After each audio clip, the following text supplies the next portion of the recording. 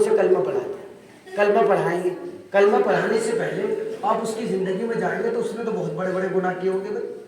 کسی نے تو شراب بھی پی ہوگی نعوذ باللہ، ان نے فلاں کام بھی کیا ہوگا، فلاں کام بھی کیا ہوگا. تو اب ہم اس کی زندگی پر اگر جائیں ہم یہ سوچیں گے یار اس نے تو بہت گناہ کیے ہوں گے، اس کا ایمان مانا کیسا ہے، پھر تو ٹھیک نہیں ہے. ذہن کیا کہتے ہیں ایمانداری بتاؤ کہ ایک آدمی 40 سال گناہ کر رہا مثال کے طور پر، اور 40 سال کے بعد میں آ کے یہ دوپٹہ اوڑھ لے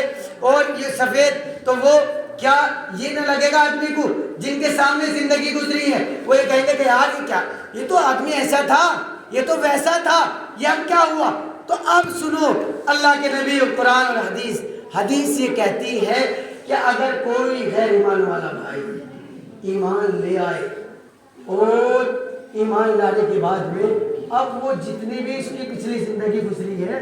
وہ سب اللہ تعالیٰ اس ایمان لانے کی برکت سے معاف کر دے گی. کتنی بڑی بات ہے، صرف ایمان لانے کی برکت سے، صرف ایمان لانے کی برکت سے اللہ تعالیٰ اس کے پچھلے تمام گناہوں کو معاف کر دیں گے. پچھلے، اور ہم تو بشرطے پہلے ایمان والے ہیں تو اللہ ہمارے گناہوں کو کیسے معاف نہیں کرے گا بھائی؟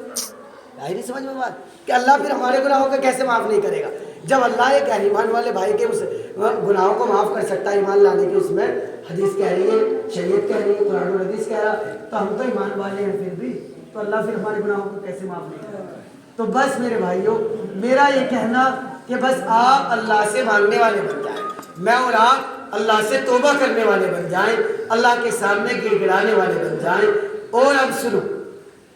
اب ایک اور بات جو بالکل رہی ہے، اگر ہماری زندگی میں کوئی گناہ کے کام ہو رہے ہیں، کوئی گناہ کے کام ہماری زندگی میں کثرت سے ہو رہے ہیں، کثرت سے ہماری زندگی میں ایک مثال کے طور پہ گناہ وہ کثرت سے تسلسل سے ہو رہا، کوئی بھی گناہ ہماری زندگی میں بالکل مستقل ہو رہا ہے اور ہمارے دل میں یہ خیال نہیں آ رہا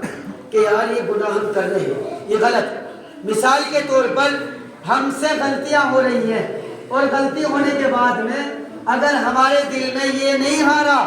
چاہے ہم ہو یا ہماری ماں یا بہنیں کوئی بھی ہو، مسلمان ہو اور گناہ کر رہا ہے، مستقل کر رہا ہے، اور پھر اس کے دل میں یہ خیال نہیں آ رہا کہ یہ چیز غلط ہے، یہ غلط ہے، یہ گناہ کبیرہ ہے یا یہ گناہ کی چیز ہے، تو اب ہمیں یہ اور بھی اللہ سے زیادہ ڈرنا چاہیے کہ کہیں یہ ہمیں اللہ کسی عذاب میں مبتلا نہ کر دے. کتنے ہمارے ایسے بھائی ہیں جو گناہ میں مستقل ملوث ہیں اور انہیں ڈر محسوس نہیں ہے، تو یہ ہمارے لیے بڑی بربادی کی علامت ہے، یہ اللہ کے عذاب کی علامت ہے. کہ اگر مثال کے طور پہ ایک آدمی گناہ کر رہا ہے اور اس کے دل میں یہ آ رہا ہے یار یہ ٹھیک نہیں، تو کم سے کم اس کے اندر ایمان کا درجہ تو ایمان ہے بھی، ابھی ڈر رہا اللہ سے. لیکن ایک آدمی ایسا اس کا دل اتنا سیاہ ہو گیا، اتنا سخت ہو گیا گناہ کرتے کرتے کہ اسے یہی محسوس نہیں ہو رہا کہ یہ گناہ ہو رہا مجھ سے، یہ مجھ سے گناہ ہو رہا، تو مجھے بتاؤ اس کا کیا حال ہو؟ اس کا تو کچھ بھی نہیں ہو. اللہ تبارک و تعالیٰ نے دنیا میں کتنے طرح کے لوگ ہیں؟ 3 طرح کے دنیا میں لوگ ہیں میری اپنی رائے کے مطابق. بعض آدمی ایسے ہیں کہ وہ مسلمان ہیں، کلمہ پڑھنے والے ہیں، لیکن اللہ اور اللہ کے رسول کے احکام کو نہیں جانتے، بس کلمہ پڑھنے والے ہیں. بعض ایسے ہیں بیچارے مہمان، جیسے مہمان 3 طرح کے ہوتے ہیں انسان کے، مہمان انسان کے 3 طرح کے ہوتے ہیں. ایک مہمان تو وہ ہوتا ہے جسے آدمی گھر لانا ہی نہیں چاہتا. ایک آدمی اس سے فون پہ کہتا بتا کیا بات ہے، انشاءاللہ کوئی ہو جائے گا کام، میں یوں کہہ رہا ہوں ویسے یہی ہو جائے گا کام، تو اس سے آدمی گھر لانے نہیں چاہ رہا، وہ مہمان ایک الگ ہے. دوسرا مہمان یہ ہوتا ہے ایک آدمی گھر آیا،